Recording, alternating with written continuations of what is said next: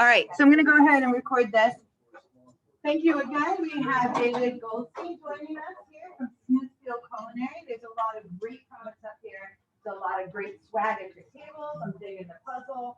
A lot of phenomenal stuff. Thank you so much for joining us, Sean.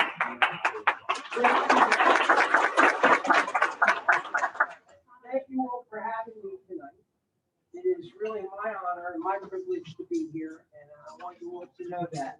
It's always great to be involved with ACF, and it's always great to go around and visit different chapters. I've been lucky enough to travel around the country and visit different chapters at meetings, and they're all a little unique, but they're all terrific. And I love the enthusiasm. As soon as I got here tonight, I felt like people were rolling out the red carpet. I looked around and was a celebrity because I wasn't used to that. A little bit about myself. I started back in 1981 working with food and trying to make money.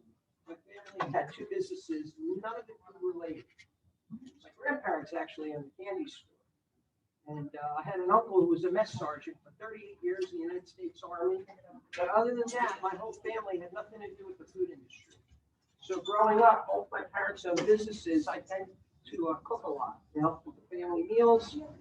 And by the time I got in high school, I was working in the family businesses, but I also was making my own cakes and desserts and soups and things of that nature and selling them. Flea markets and stuff, and getting jobs and working in restaurants. And I was fortunate enough to apply to a good culinary school, and I went to school a couple of years after I graduated high school. And I worked in the industry for a few years. I started early, and I was the youngest in my class up at CIA. I was only 20 years old when I got accepted, which was young at that time. Back when I went in the 80s, you didn't get in at that age generally. The average age of a student in my class was 30-something years old, and I was 20. So it was a big big shock for me working with, and a lot of them had a lot more experience than I did. But you know what? If you really believe in something, you can accomplish anything. And then fast forwarding, I worked with the Marriott Corporation. I opened up some different hotels and resorts, and that was a great experience. And I got to cater and cook for a lot of great people while I worked for Marriott, including the Rolling Stones, Margaret Thatcher, and I didn't plan any of that. And I was a cook, and I was a sous chef in training. And then fast forward, I was 26 years old, and I was asked to help open a restaurant. And 2 weeks before we opened, one of the partners dropped out, and I bought in, and I was part owner of a restaurant at age 26, which I don't suggest unless you really know what you're doing and you have a great partner. But we opened up the restaurant in the summer of, in the beginning of 1990.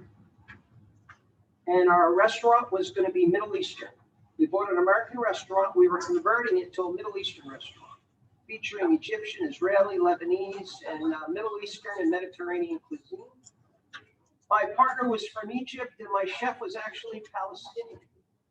And my cook was Jordanian, and my partner's wife, who helped us and did all the desserts, was from North Yemen. So we had a really international kitchen, and I learned all about North African and Middle Eastern food. And then the Gulf War broke out. So we were right up the street from a local newspaper, the Atlantic City Press. And they were coming, and they were all the reporters and the editors, and at that time, newspapers were a big deal. There were no iPhones, no social media, and looking up the news on your phone. So everybody bought newspapers back then. It was a very big deal, and it was the second or third largest circulation in the state. And we also had the Associated Press offices right up the street, because back then Atlantic City was a big deal. And they came in, and they interviewed us because of the war, and then they released it on the national media, and the next thing you know, we're on TV, we're on Good Morning America, we're doing all these shows, and they called us the Egyptian and the Jew. And making peace in the kitchen. So along the ride, I worked and opened up other restaurants after that, and I had a catering business, and that went well. And then my father got sick, and I decided I wanted to try something different. So growing up in a family that owned two businesses that were sales oriented, I knew how to sell them. And I applied my culinary background. And at that point, I was in the business 15 years. So after 15 years of cooking full time and working two jobs, I transitioned into sales, but using my culinary skills. And I like to tell this story because, especially for the young people, study, learn, practice, go work with great chefs, go work at different restaurants, learn, go around and pick up information. But what you do with that information is really up to you. There's so many possibilities. You can do so many different things. So I got hired by a food broker, just like Affinity. And for 20 years, I was a corporate chef for a food brokerage company, and I still had a catering business that I did at weekends and nights. 5 years ago, I left the brokerage business. I was recruited by the Smithfield Food Company. It's actually 5 years and 8 months. And I've been with Smithfield now, and I love it. And this is where I want to stay and retire from in a few years. I'm a grandfather now, and it's been a heck of a ride. So I tell you this story a little bit about my background because I want the students to know you can do so much, and don't feel like you're locked into just one thing. Take your talent, take your knowledge, and go out and learn. So tonight we want to talk to you about a couple of different things. We want to talk to you about who we are at Smithfield and what we do. We want to show you, teach you some facts about bacon and a specific cut from the hog, the ham shack. So we're going to talk about those two things. We're also going to talk to you about sustainability. One of the things I'm very proud of working for Smithfield is we are an internationally award-winning company when it comes to sustainability, taking care of the environment, and giving back. A lot of companies do a lot to help with charity, and that's all very good, and we do a lot of that. We give millions of pounds of product to food banks, and we support feeding people all over the United States. Another thing we do, though, is around the world, we help promote sustainability. We're a leader in the entire protein industry in cutting down on greenhouse gases, pollution, and helping our environment. We won an award just before the pandemic from the United Nations and 2 awards from the United States government. And during the pandemic, our company was used as an example of how to operate during the pandemic, how to keep employees safe, and companies are brought in to learn from us how to promote sustainability throughout the food service. So we're very proud of that. Now, getting to bacon. Everybody loves bacon. Bacon is one of the most popular ingredients, not necessarily thought of as the healthiest, but I also have a degree from Rutgers University as a registered dietetics assistant. I studied nutrition, and I'm going to tell you, everything in moderation. It's okay to eat delicious food. I hate when people say, oh, you can't eat this and you can't eat that. Listen, we're not going to be here forever. So while we're here, it's okay to enjoy yourself. Just don't overindulge. Bacon can be used for so many different things. It's a great ingredient. So I put some pictures out here today. One of the things I like to do is I like to make bacon wrapped shrimp. I came up with a salad for a member of my family who can't have gluten. I came up with a BLT sandwich. We all love BLTs. This is the gluten-free BLT. Every restaurant, every caterer, everybody in the food industry has lettuce and tomatoes. And they usually have bacon. So why not create a salad? Put the strips of bacon on top, make a nice dressing. The only thing you're leaving out is the bread. It's still bacon, lettuce, tomatoes. So I call it a gluten-free BLT salad. Believe it or not, a lot of restaurants are actually serving this now and menuing this item because it's an alternative. We do stuffed mushrooms. We've done candied bacon. I have chocolate dip bacon here made by a friend of mine, a pastry chef.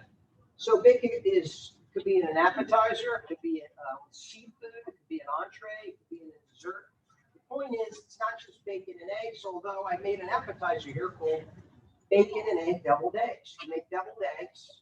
Well, everybody loves deviled eggs. Cook a nice piece of bacon, cut it up in pieces, and just garnish the egg. And as you see from the picture, it's really delicious looking, very tempting. Great thing. So there's a brochure we passed out. It's our bacon brochure. If you don't have it, you'll get it in a second. And I just want to tell you about a couple of facts. We're going to see a quick slide presentation. But in the middle of the brochure is the belly chart. And this is very important. So bacon doesn't just end up in the box. There are 3 things that I teach and I inform chefs about, not just for my sales job, but I pass this on to people no matter what brand they buy. We want you to buy Smithfield. Regardless of the brand, 3 facts that every cook, every chef, every culinarian should know. And they're all equally important. So you want to ask, is your bacon naturally smoked? 9 out of every 10 companies today, approximately, use liquid smoke. The days where people smoke their bacon in a smokehouse, now a lot of companies aren't doing that anymore. It takes hours to do that the correct way. It costs money, and it's a lot less expensive to buy a liquid smoke product, which is a chemical process where they capture smoke and they liquefy it. And then they inject it into the bellies, or they spray it on the bellies for flavor. So that's not the old-fashioned bacon that everybody knows. And it doesn't taste the same, and it can leave an aftertaste. Some companies are better at using it than others, but whenever you taste a naturally smoked product, you don't want the liquid smoke. Second thing I tell people is, do you know how that belly was handled? So about 60–70% of the industry buys the bellies, the pork belly, on the commodity market. When they do that, they usually get the bellies frozen. Even companies throughout the country who do have their own livestock generally don't have enough, and they still go to the commodity market and they buy frozen bellies. It happens to every company, just about. One of the things I'm proud of in Smithfield is we are a fully integrated company. So we own farms. We raise and harvest the pigs, the hogs. When we harvest them, we process them, and we always start out with a fresh belly. So these 2 boxes of bacon we brought as examples started with fresh bellies. What makes that better is, unlike beef, a lot of people see you can buy beef and you freeze it, and it holds up pretty well if it's frozen the correct way. Freeze pork. Pork doesn't freeze quite as well, so the shelf life frozen on pork is not the same. It doesn't lend itself as well. So when you start off with frozen bellies, they have to be dried, then they have to be cured. Then if you're lucky, that company may decide to smoke it. And then a lot of times they'll refreeze it. And you don't know the age of those bellies. So a fully integrated company, when they get a freshly harvested belly, within 24 to 48 hours, they're processing that. It's going through the process of making bacon. Whereas commodity bellies from the commodity market, they're in a freezer, into a warehouse for 6 months, 7 months. And then they're handling it and thawing it and processing it and putting it back out there, and the distributor will be refreezing it, and the operator will get it, thaw it, use half the case, freeze half the case. By the time that bacon's done, who knows how many times it's been frozen and handled. So naturally hardwood smoke, and you want to know that the product you're buying comes from a company that's fully integrated and always using manufacturing with fresh bellies. The last thing I think is really important is, and very few companies will tell you, is where does the bacon come from? And I'm not talking about Lebanon, Pennsylvania, or Maui, Hawaii, or good old North where I live. So I put this bacon chart up here, and you can see the anatomy. You can see over here the belly. which is 16% of the hog. And this percentage comes from the United States Department of Agriculture. They come up with the percentages of what we call the cutout. And the hogs today are over 300 pounds. On this chart, this is a little older statistic. It says 290, but a lot of the hogs are in the 320s, 330s. And that's important. We're going to get back to that. So in this brochure that we gave you today is a chart. And that chart shows the belly from end to end. So when I asked, or when I said, do you know where your bacon comes from? A lot of companies will sell you a box. It's going to be a box that looks just like this. The bacon that's in that box, though, where does it come from? From the belly. Are they cutting from the back, from the middle, from the end? How well do they square it off? And this is important to know because chefs who are educated know that the best slices come from the center of the belly. Why? The fat to lean ratio in the center of the belly lends itself, when the bacon cooks, to a more evenly dispersed fat content. It cooks up more evenly. The center of the belly has, you ever see hooks and curls when you buy bacon, like mom brings it over to the supermarket or dad or whatever? So the center of the belly will have less of that. And in the pictures here, you'll see on the flank end where there's big indentations. Actually, the shoulder end and can sometimes look better. Sometimes it will have hooks too. But generally, the center of the belly is the best. So different companies have different ways of grading. There's not an exact standard that the government says you have to use. We grade our bacon, actually platinum, which is not listed in here. We have 2 legacy products that are smoked for 10 to 12 hours and done in big smokehouses, with big logs. We call that log smoke. And then today, there's a modern process of smoking the bacon in smokehouses that are more automated. We can actually cut down the time without sacrificing the smoke flavor, because when you smoke in the automated smoker, it circulates the smoke better and it penetrates better. The average smoke time, depending on the bacon, is anywhere from 4.5, 5 hours to 6, 7 hours. We have a double smoke that can go 6 to 8 hours. So, going back to that belly chart, we label our bacon bronze, which is end to end, and then silver, which is like 3/4, and then gold, which cuts off all those end slices and gives you the best center slices. It's not an exact science. The other thing you have to note is the smoke when you're buying bacon. When you look, when you come up here, you'll see some beautiful slices here on the silver, and you'll see it on the gold. You'll see there's a slight color difference, and that has to do with both the smoke and it could be with the age. It could have been a hole. Once air starts to hit the bacon, it starts to oxidize. But these are both really delicious bacons. We cook them up for you to try. So, smoke. Let's talk about smoke a second. Who knows what America's favorite smoke is when they go out and buy bacon? Anybody? Apple. Who said apple? Okay, who said hickory? You're right, hickory. You said here. Can you catch what it seems like? There you go. You gotta have stress with it. So, hickory smoke is number 1.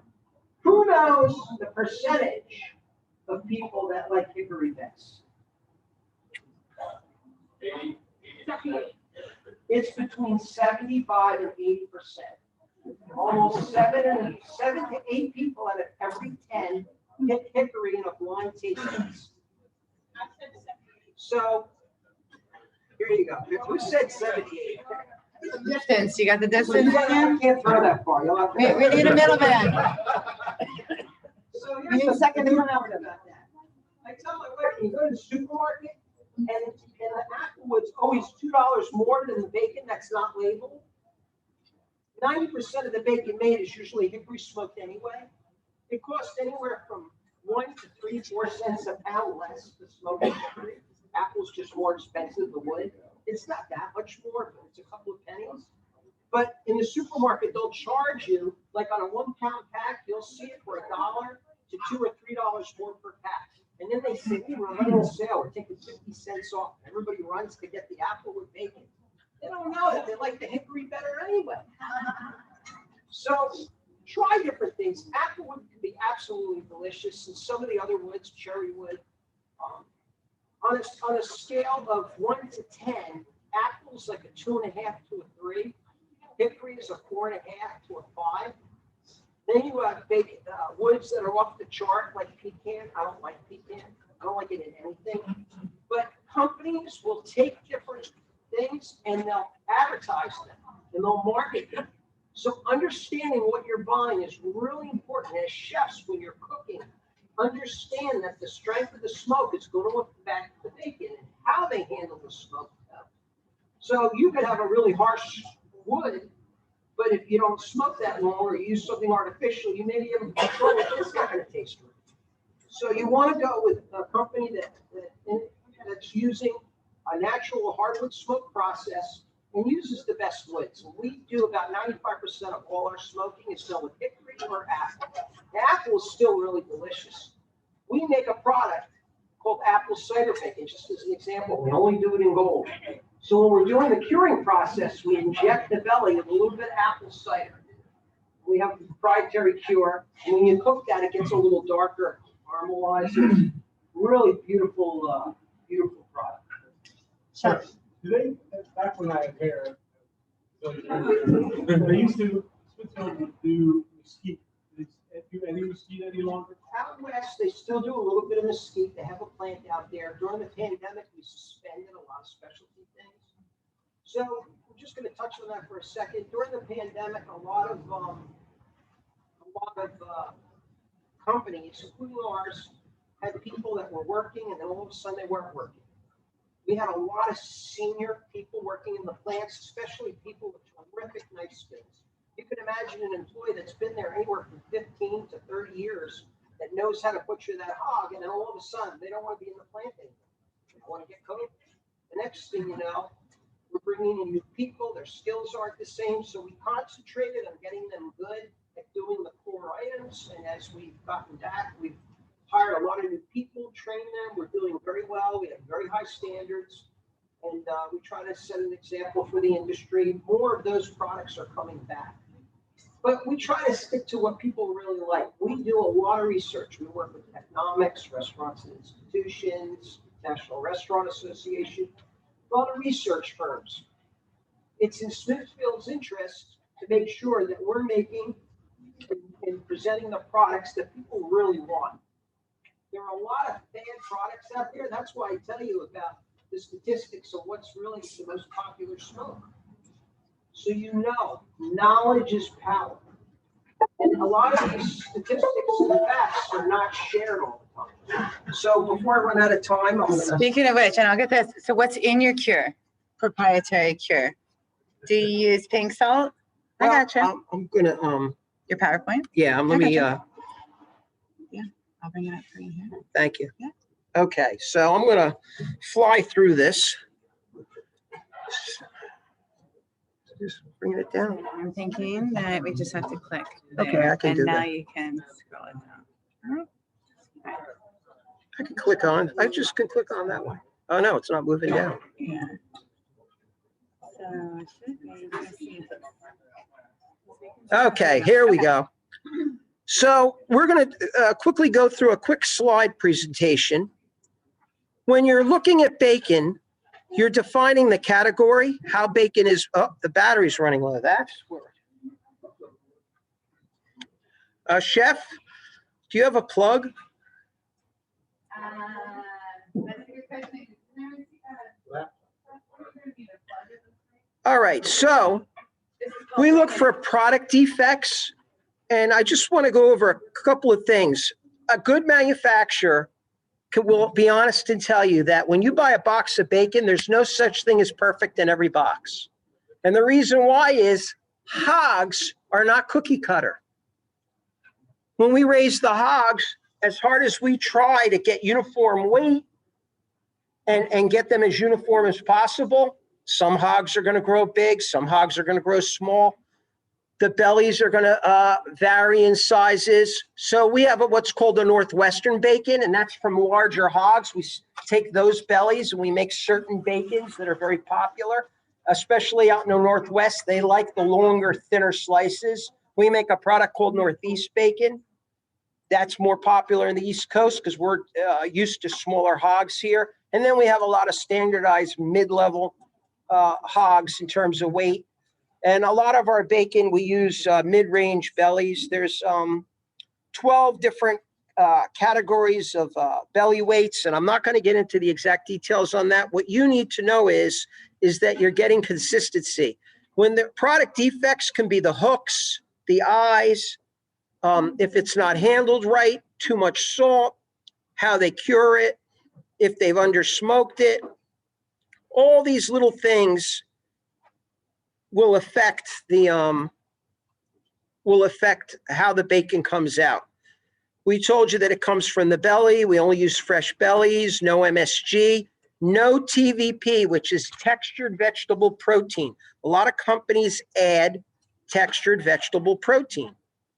We use no atomized smoke. That's the liquid smoke. And of course, we make a lot of different bacons. In that brochure I gave you, it lists all the different types. How bacon is made: we harvest the butcher hogs, and they average 290. They're really over 300 pounds today.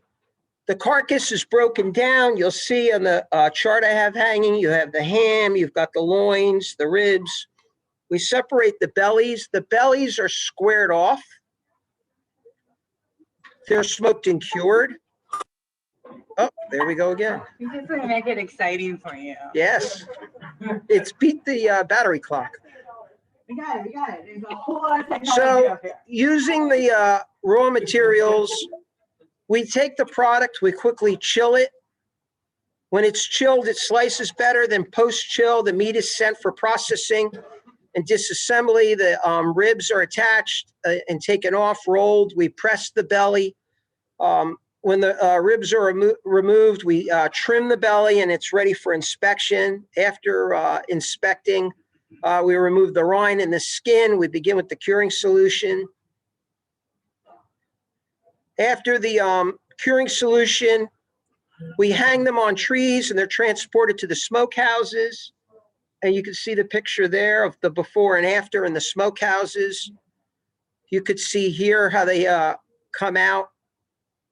We test our bacon for yield. They go to slicing machines, and then the bacon is put into the boxes, which you can inspect. And also, retail bacon is very similar to food service bacon, only retail, we don't grade the same way. It's end-to-end, it's sliced, it's usually shingled. There are 3 styles of bacon. There's slab, sliced slab with the whole bellies. They also call that HRI. There's shingle. 90% of all shingled bacon is sold in retail. So when you buy that pack of Smithfield bacon at the store and you see it overlapping like a deck of cards, that's shingle. And then there's layout, which is a copyrighted term. We call it single slice. That's where it's on parchment, spread out nice, each slice like soldiers, and it's easy for the chef or cook to use. They just put it on a sheet pan, put it in the oven, or they can just flip it right onto a grill or in a pan. Over here, you could see the 3 styles in the picture: the single slice, the shingle, and the bulk HRI. So when you're buying bacon, today, a lot of our bacon, we're now gas flushing. This is important because gas flushing adds to the shelf life. 30, 40 years ago, nobody really did that.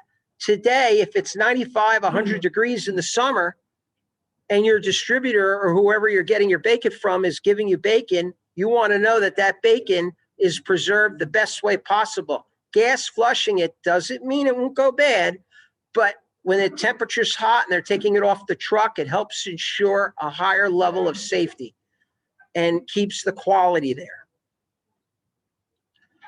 So what we try to do is make sure that we have the right slice count. ready to cook, what we call RTC, or ready to cook bacon, and that's what we're focused on, can have different slice counts. And that's an average of slices per pound for the younger people who may not know this.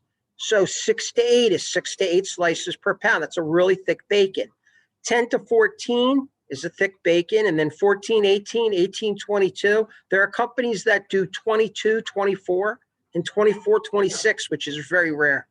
The industry, for many years, 18, 22 is the most popular. Today, 14, 18 is gaining a lot of traction, and I predict it will become the most popular. Why? Because 30, 40 years ago when I started, the hogs were 50, 60 pounds lighter than today throughout the country. So bigger hogs today mean bigger bellies. Bigger bellies, you get the same slice average, only you get longer, thinner slices. And chefs don't want it too long or too thin because then it crumbles, it doesn't hold up. You want a bacon that has a nice bite and cooks evenly. And if you leave it in the oven for 30 seconds too long, if it's 14, 18, based on today's size, it comes out really well. You could see the leans. The primary lean is in the center, and then the secondary lean, and then you could see the slice length and slice height. And these are all specs that we judge and watch very closely. And the better companies will do this. Some companies, without mentioning names, will just slice the bacon and put it in the packaging. So there's different assigned specifications, and we assign different specs to every box. That's what helps us grade our bacon in gold, silver, and bronze. We have an unbelievable QA team. They're pulling boxes off the line every minute. We're pulling randomly, we're pulling product, and we're showing people within our company what we have, and different inspectors will go through it and judge it for quality. Here you see the bacon chart again, and you'll see it laid out, and this is part of what we look for. So we sell a product that's gold, and then we'll take all those end slices and put it in a box, and we'll label it cruise ship bacon, and that's what goes on those cruise ships for the all-you-can-eat bacon on those buffets. You'll see some specialty products, double smoked. They're made from, and then some of the products are made from smaller, leaner bellies, like our Northeast, center cut. Certain gold products and the platinum bacon is the best of the best from the center. On the back of the brochure, you'll see all these codes and designations and different tiers. And I'm just going through that. That's all stuff that's in the brochure. And it just explains the difference between the bronze, the silver, and the gold. So here's the defects. What I like about this slide is ear splits, pickle pockets, we call them, where there's these little pockets from the pickling. You'll get air holes, wrinkles. That's when they're trimming it and they're pressing it, and you'll get a flap that comes over, overlaps in the box when they're packing it. Fat tails where they didn't trim the belly quite right on the flank end, and there's a lot of extra fat. Bruising, if the belly's not handled correctly, it's just like you or me, it'll bruise. And the slice counts. We want, as an example, on a 14-18 bacon, a 16-count average. On an 18-22, a 20-count average. And we really strive to hit those center averages. You could see some good examples of the defects there. And no company, including Smithfield, when you go up to look at this, you'll see we have some years, you know, we're not perfect, but our bacon is going to be really consistent because we really have a high standard. You will very rarely see splits, and you'll very rarely see the pickle pockets where you see the holes in the bacon on that right slide. There's the wrinkles we're talking about. You see a lot of that in retail. There's the fat tails. So the first slices you see in retail in that see-through package all look beautiful, and then you open it up and the rest is all fat. And that happens, and it's just the nature of the hog itself. Bruising, there's a good example of bruising. When you see those blotchy marks,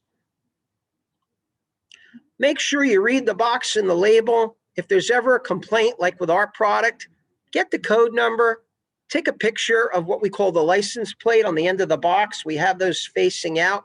And with any company, look for the USDA stamp, look for the information so that the company can trace where the bacon came from, which plant, and go back, because we keep meticulous records of every batch that we make. And if there was a problem, we want to trace it and make a correction. When cutting the product, we go through all these different things. We cook the product, we count for the customer, we show them that our averages are correct, our flavor's correct, and our consistency is there. Picking the right products. So this is important. For the folks here, if you're going to be in the business, it's okay to use a silver or a bronze. If you're running a cruise ship line and you're giving away food and it's all you can eat all the time and you have a buffet, the bronze medal is fine. The bacon in your belly chart, those flank and shoulder pieces taste just as delicious as those center cut gold. It's just that when you're cooking them, they don't look as pretty. So you're going to spend more for the pretty bacon, but that bacon is going to look really good if you're wrapping a fillet, if you're wrapping scallops, if you're presenting it at a plate for a beautiful breakfast platter. Whatever it is, like you'll see the pictures that I took here of the bacon, that's either silver or gold. I don't think I used any bronze in any of those recipe applications. And that's it. That's it for the slideshow, and that's it for bacon. And I'm just going to cover one more thing real fast. Can you talk about when we talk here in Pennsylvania about commodities? Sure. You know, the bacon. You know, can you speak about that? So when you say speak about commodities, what specific? Pork bellies? Okay, so pork bellies, just to give you an idea of what's going on. Pork bellies are in extreme high demand. One thing people wanted during the pandemic, we found out in the industry, is people love their bacon. Bacon has remained higher in the supermarkets. The demand for bacon is extreme. Even with prices going up, if you look at what it costs to buy bacon and the way you use it, it's an economical protein. You're not going to use too much. You're going to put it on a sandwich with less expensive ingredients. You're going to use it as a garnish like I did here with wrapping a product. And that's going to help the costs stay down. The reason why what the chef is saying is so important is because you can only raise so many hogs. And you only get one belly every time you harvest a hog. So the demand is great. The Smithfield company at this time is selling no bellies. We're selling other raw, fresh pork, but we're keeping 100% of the bellies for our own use. And the reason why is we have people, I had plenty of restaurants ask me if they could have bellies for smoking, for doing special projects with. And we're not selling it at this time. We're letting our competition do that because it's more profitable. And there's such a high demand throughout retail and food service for bacon that all of our bellies go to making bacon. So if there's a smaller company that can sell you a belly, buy it. Bellies are not cheap, but it's a good product. I have friends that ask for bellies, a good close friend of mine. And he's sourcing the bellies from different places, small local farmers. Bellies are still a good commodity. They are available, but the bigger companies are not going to sell them. Does that help answer your question? Thank you. So the next thing I wanted to talk to you about real fast was ossobuco. I'm going to take my glasses off for this part. So ham shanks. That's another product that the Smithfield company is not really selling a lot of right now. We're keeping the ham shanks for ourselves. There's a trend in the food industry to take certain foods, certain ingredients, and keep them and process them in a way that helps chefs, helps people in the industry operate better. Labor is a major issue. And because labor is such a big issue, we're trying to find ways to help.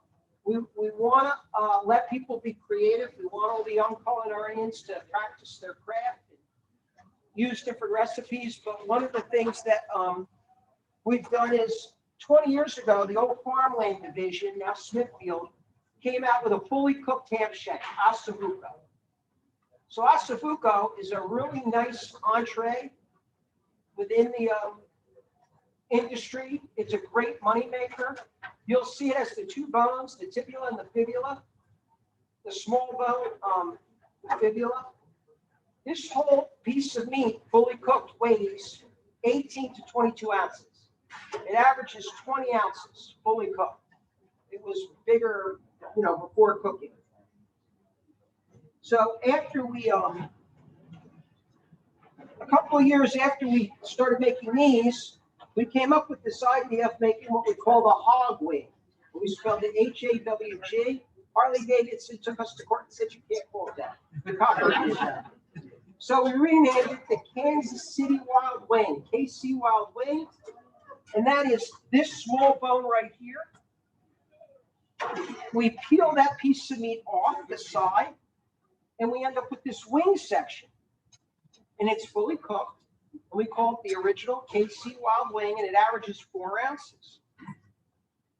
Then we took that KC wing and we cut it in half because people said they wanted a smaller portion for appetizers. We Frenched it.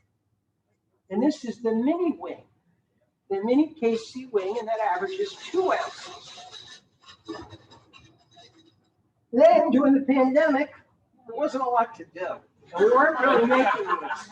And we knew that when the pandemic ended, because we had a shortage on the 4 ounce and the ossobuco. Whereas for a while, we were telling everybody we don't have it. We're back, we're at full strength, we're producing plenty of this, plenty of the 4 ounce, plenty of the 2 ounce. But what about that big bone? So we came out with the big wing, we call it. We never did that before. This is brand new. And it's the KC Big Wing Ossobuco. And that one I like because it comes individually packed. You could sous vide it to heat it up, even though it's fully cooked. You could do a lot with it. We served them tonight over there with some mirepoix. We lightly roasted them. And then you get meat that falls off, and there was some of that meat in there. And those pieces of meat, we try to average 1 to 1.5 ounce pieces. And we put them in a pack, and we call that boneless wings. And you'll see by the pictures here, the different applications in a sandwich, roasted. I did a buffalo wing with waffle. I did a Mediterranean mini wing over here with artichokes, Mediterranean roasted vegetables. I did a greens over here, broccoli rabe and spinach with the 4 ounce wings and aroma sauce. We did the big wing over here with ziti, with a pomodoro sauce and some greens. And then we did the full ossobuco over here with polenta and mushroom marsala. You could serve this with rice, with risotto. We want to emphasize, you can get shanks, you can cook yourself, it takes hours, the chefs will tell you there's a lot of preparation. I'm old school, I like making things, but I gotta tell you, having this part of it done and adding the sauces and having it ready, you can make it your own and you can make a more consistent product. Because a lot of times when the ossobuco comes in, it's different sizes, people mishandle it, they overcook it. You're not going to do that with this. These are prepared in such a way they're really easy to handle. And again, you make your own signature sauce, you come up with your own signature recipe, and you got a great product. One last thing I wanted to tell you about, we put up this sign, Generation Eats. So every year, Smithfield, 3 times a year, does a promotion, and we promote what's going on in the industry. So in the past, we did Trio of Temptations, where we featured recipes that featured soup, salads, sandwiches. Right now, we're finishing up one called Cue It Up. 40% of all the restaurants in the United States are featuring barbecue on a menu. So we talked about that. We talked about trends. We talked about not just our ingredients, but what people are looking for. And our newest promotion that just started, the first week of September, is Generation Eats. And this talks about all the different generations, millennials, your Gen X.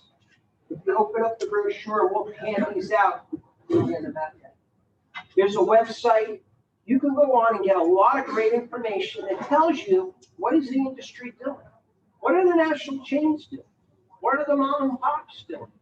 How are they finding success? What are people looking for? So this is all part of what Smithfield does. We want to provide knowledge. We want to help operators to be successful. We want to sell you great products because we want you to be successful. We believe in consistency, quality, and last but not least, we want to give back. Not just with knowledge, but like what we talked about with going all in with our sustainability, supporting the food banks, and supporting ACF. We're a national sponsor of ACF. So I hope you all got some great information here tonight. I wanted to keep this in a certain time.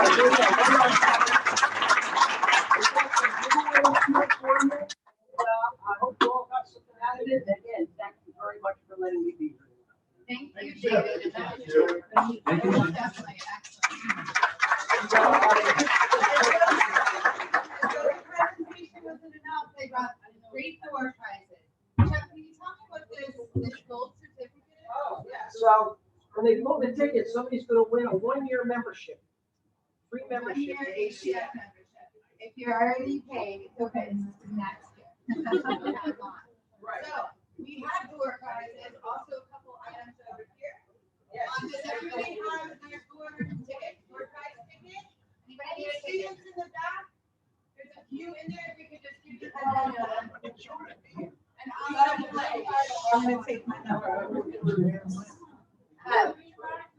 Maybe. You gotta put it together. I hope I win. I know, me too. They might like that.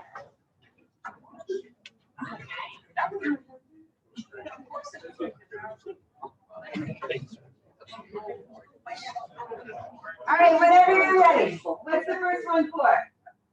What's the prize? Okay, so cooler bag. Okay. 95626. Julie! I know. Get it on the way home. Like you're playing the slot machine. I'm not gonna go. Really high. Right? All right, what's the next one for, Renee? Yeti? Yeti. 95586. I'm such a bad spot, man. I know, right? It's all staring out. Just to drive it in. Yeah. Share. You had nothing to do with it. Wait, what's this one for?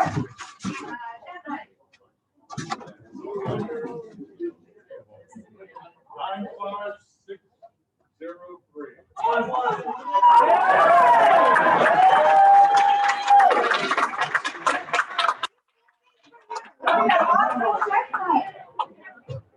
Hi.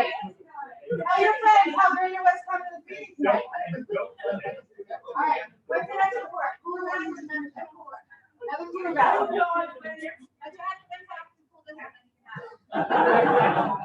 Good. 95615. Was a late comer. Cooler bag. You need 2 minutes to pick the last one. Oh, wait. Oh. Here's your cooler bag. Sorry, it's coming your way. Another cooler bag.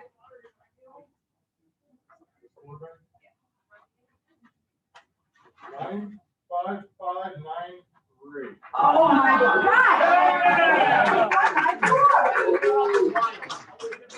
All right, but that was just too bad. For the membership. Okay. 95611. It's a student. Hi. We have a couple thank yous as well. Congratulations to you all. We would like to thank our partners here. We have Smithfield and for Affinity Group. We have some good partners we'd like to thank. Thank you. So David. And Chris Ditlow, Chris right here on Laser Leaf. And Chris, please. Yeah. Excellent pieces there.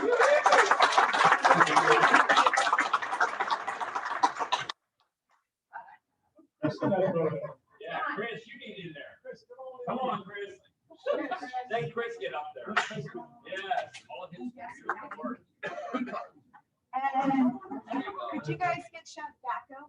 Sure, can you send it out, please?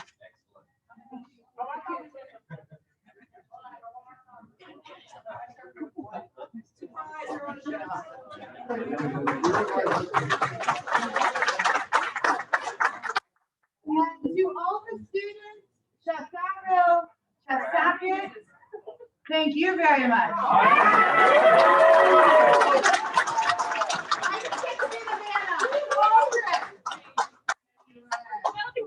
I know. Isn't that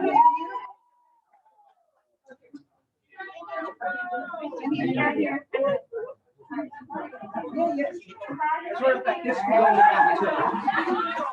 Thank you to everyone involved in tonight very much. We still have the whole meeting to go, but okay.